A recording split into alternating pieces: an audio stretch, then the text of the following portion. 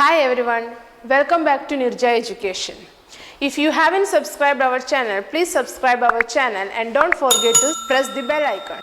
Today we are going to discuss the chapter squares and square root. This is the last video of this chapter.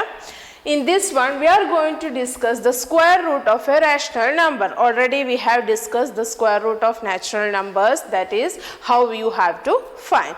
Division method, prime factorization method, everything we have discussed. Today we are going to discuss how to find the square root of a rational number. So I am going to write one rational number here, 49/81. This is a rational number. This is easy only. First you have to find the square root of this numerator and then you have to find the square root of this denominator. So this can be written as, you know that this is the symbol for square root. So you can write square root of 49/81. The square root can be separated for numerator and for denominator. That is square root of 49 by square root of 81. You know that square root of 49 is 7. And what is the square root of 81? It is 9. So square root of 49/81 is 7/9. So like this way you have to find the square root of a rational number. Now we are going to discuss how you can find the square root of a decimal number. Now we will discuss how can we find the square root of a decimal number. Here I have written one decimal number is here, that is 12.25. Here to find the square root of this decimal number we are going to follow the long division method. That is already I explained in the previous video. If you haven't gone through, just go through that video. That long division method we are going to apply to find the square root of this 12.25. That we will see how you can find the square root of this number. 12.25. You know that you have to keep the bars first by pairing. Okay, now you have to find the square, a perfect square near to this number. You know that 12 is not a perfect square, so you have to find a square that is near to this number. Which is that number? Yes, 9. So 9 is the square of 3. So I am going to write 3 here. 3 3s are 9. You have to do the subtraction, so you will get 3. Now what you have to do, you have to take the whole pair to the down. Already we discussed that one, not a single number. You have to take the whole pair to the down, that is 3.25. Now you have to multiply this quotient by 2. So 3 2s are 6. You are going to get 6 here. Now the next number, that is the number in the unit digits, you should assume. Which number will be there in the unit digit, that you should assume here. So you know that here in unit place 5 is there. You know that squares, already we have discussed the properties of the squares. In that one, when you are having 5 in the square root of the number, then in unit place there will be 5 of square of that number. So I am going to, you have to keep the decimal here because decimal is here, so point should be here. Now I am going to write 5 here. Here also 5. Now we will do the multiplication. 5 5s are 25, 2, 5 6 are 30, 30 plus 2, 32. Here by 0.5 you are multiplying, so that is why we are keeping point here also. So 3.25 minus 3.25, you will get 0. So the square root of 12.25 is, square root of 12.25 is equal to 3.5.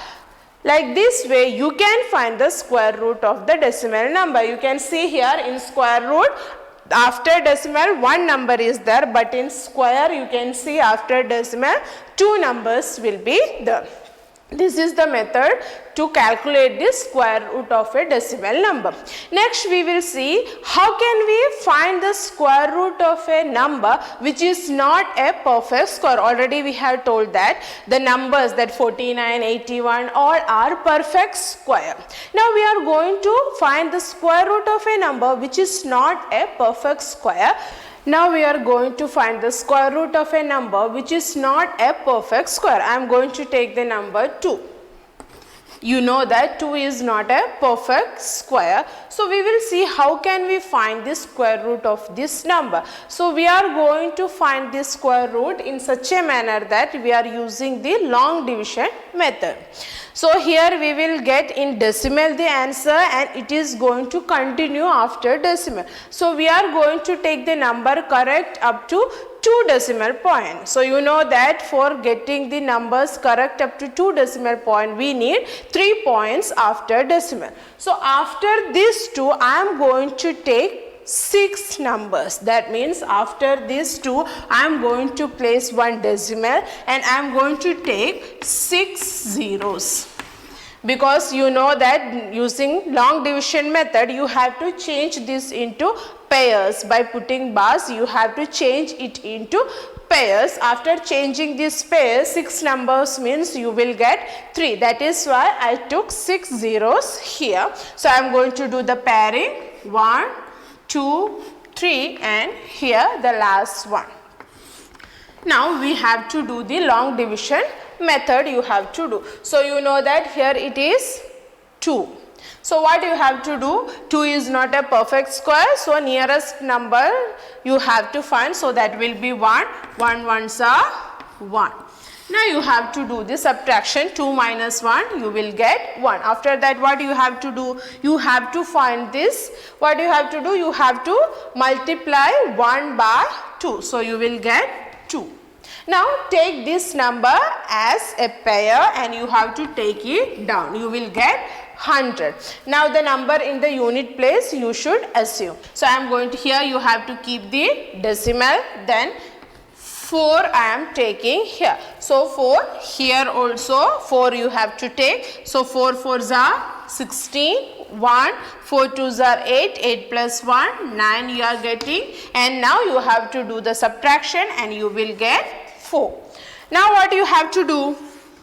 Yes, you have to take again the 2 zeros to the down and you will get 400. Now here question is 14. So you have to multiply 14 by 2. What you are getting when you are multiplying 14 by 2? Yes, you will get 28 here. And the number in the unit place now you have to assume. So 2 means what you will get? You will get a number that is greater than 400, because 2 2s are 4, already it is coming. Here you are getting 400 only. So I am going to take 1 here. So here also you have to take 1.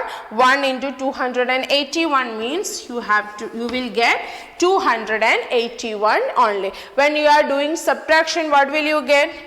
9 plus 1 10, 8 plus 1 9, again 1, 2 plus 1 3, 3 plus 1 4. So you are getting 190. Now you have to take these 2 zeros again to the down side. Now again you have to double this number in the quotient. So you have to multiply this by 2. What will you get? 1 2s are 2, 4 2s are 8, again 1 2s are 2. You will get 282 you are getting here. Now the number in the unit place again you have to assume. So I am going to take 4 here.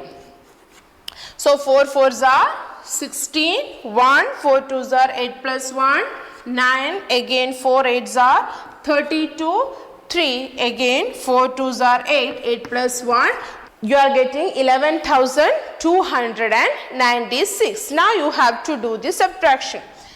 4, 9 plus 1, 0, you will get 0 here, and here 6 you are getting. So this will continue. In previous case, when you are taking the square root of a perfect square, you are getting 0 at the last. Here you are not going to get 0. You can see here that you are getting 604 as the remainder. You can stop it here because we are going to take this up to 2 decimal place only. Here you got 3 numbers, so you can stop it here, otherwise it is going to continue here. So you are getting square root of 2 is equal to 1.5 or when you are rounding it to 2 decimal place, you have to check the number in the third place, which is that 4. It is less than 5, so no need to do anything. Rounding off already we have discussed. You can take only these two numbers.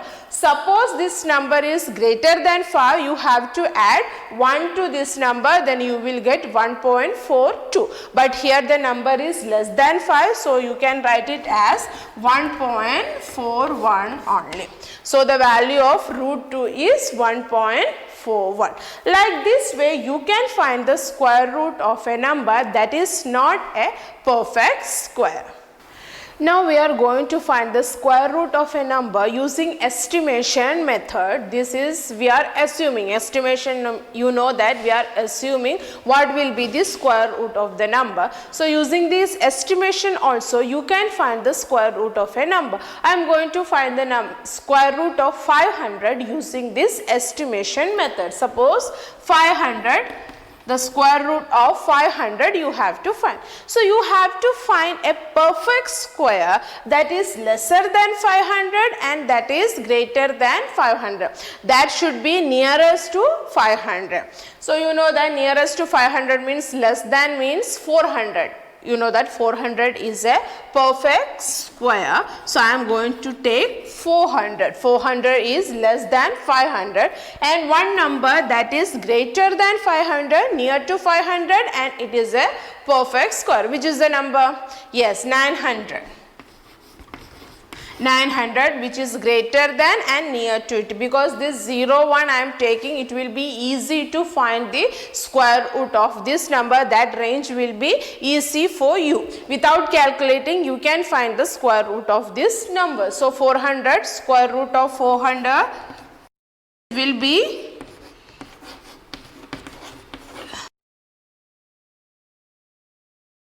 you can like this way, square root of 500 is less than square root of 400 and greater than square root of 900.